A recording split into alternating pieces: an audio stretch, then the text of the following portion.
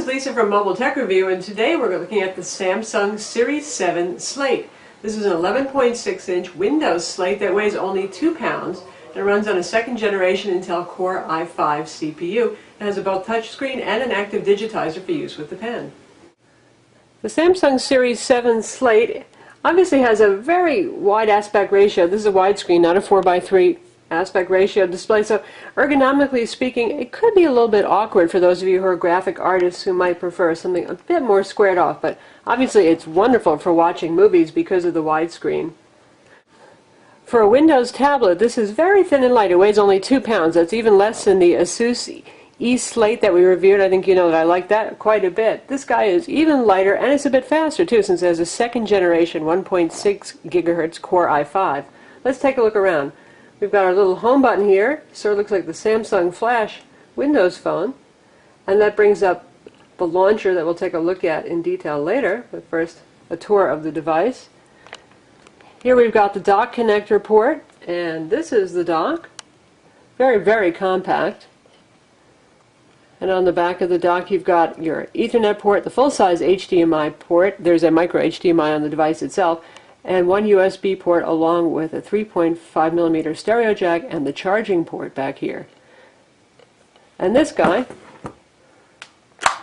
folds down for travel. Nice quality combination of metal and plastic. And here's the side, and you've got, this is your orientation lock button and your illuminated power button right here. You can see it's very thin. There's your microphone hole, micro SD card slot, another microphone hole for noise canceling.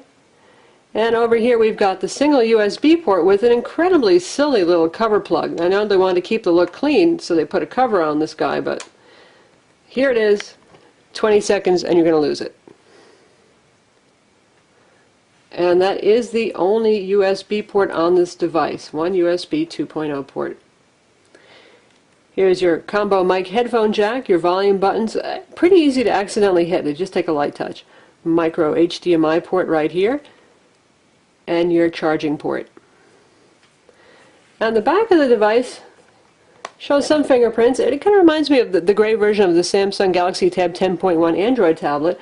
It's made to look like brushed metal, however it is plastic. It's not too cheesy looking. Certainly the E-Slate did not have a very classy back. It was beautiful from the front but not from the back, so can't complain. 3-megapixel camera here, there's a 2-megapixel on the front, and lots of heat vents.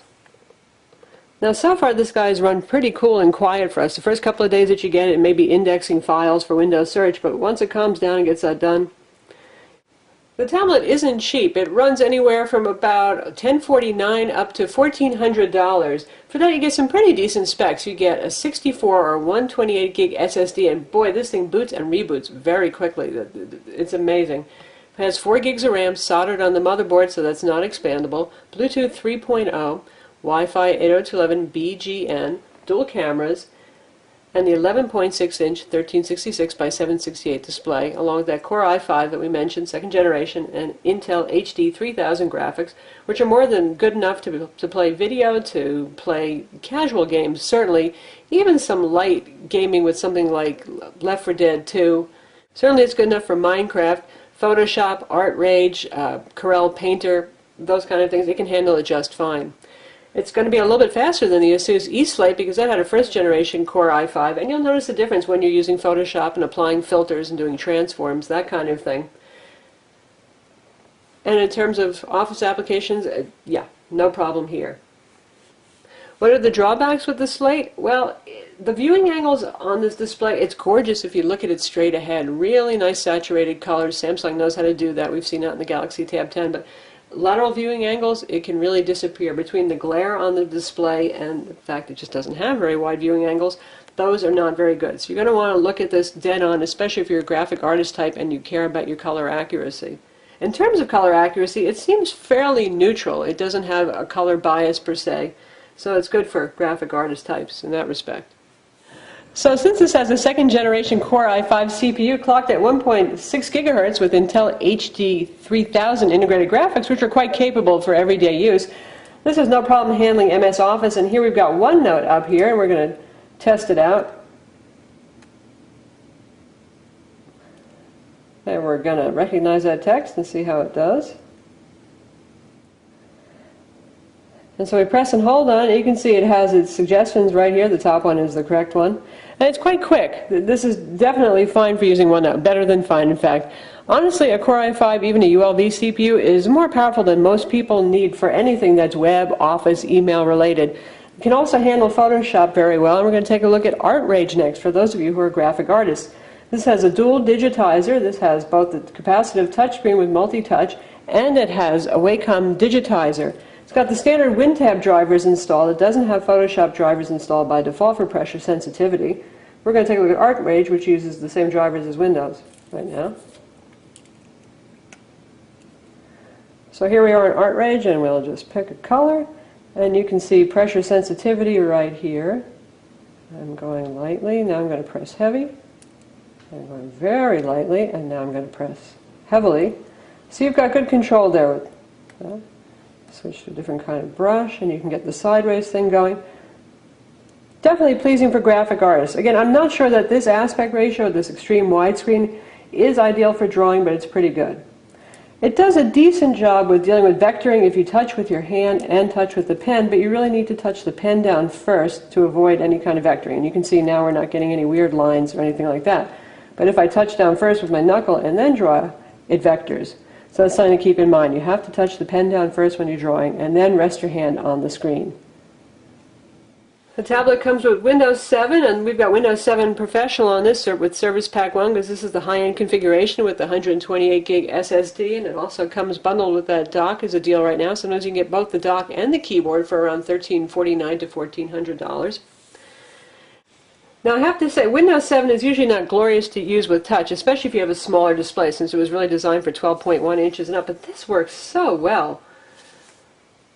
You can just see I'm actually successfully touching targets and say I want to open up a group over here, no problem. I want to close the group, and even though these are pretty small, it's working really well. So if you've been frustrated by Windows tablets before, you'll find this more enjoyable. It's not going to be an iPad-like experience still because it's not built for touch. But guess what? Samsung has an answer to that, and the fact they make Android tablets has helped. They have their own custom launcher here, which is very much like a consumer tablet experience. So you've got handy stuff here. You've got your weather, the time, your battery status, Wi-Fi, and what network you're connected to. You can set up to-dos over here. And you've got this launcher over here of all the built-in programs. And if you want to tap down here, you can switch between screens. And if you want to add anything that you've installed later, it does not automatically come here, but you can add them to the launcher dock. So giant, finger-friendly, very familiar if you're used to using an Android tablet or an iPad too. So say we want to check out YouTube. And basically just launches the browser and takes us to YouTube. And here we are on the full YouTube site. Clearly, since this is a Windows machine, it can handle playing anything that's on YouTube. Well, now let's check out Hulu, and you can see the on-screen keyboard. So this is the standard Windows keyboard here, and you can resize this to suit yourself. So if you need a bigger keyboard, you can just grab it and you can stretch it around.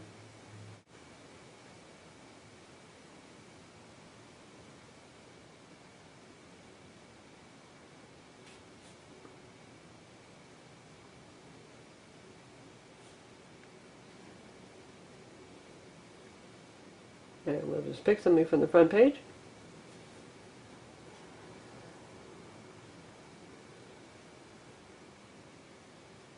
And this is a Wi-Fi only Windows tablet, so we're streaming over an 802.11n network right now. The following program is brought to you. Not super duper loud, decent for a tablet.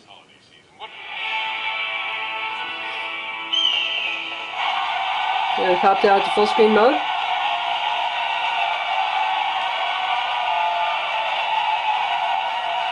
Works just fine.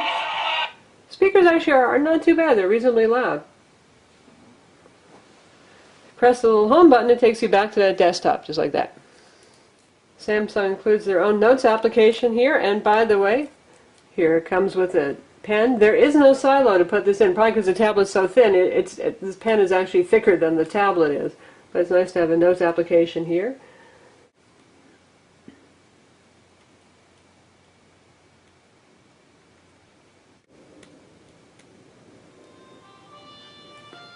So that's Samsung's Note application.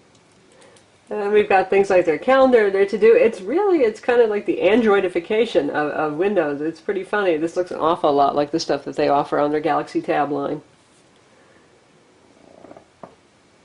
And we'll take a look at Windows Journal. Now here's something where you really can write directly on the screen.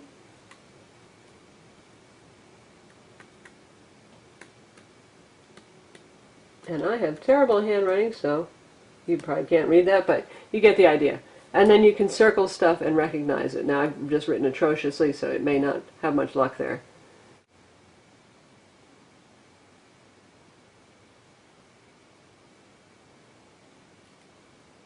It actually did a pretty good job of recognizing nasty, nasty scrawl.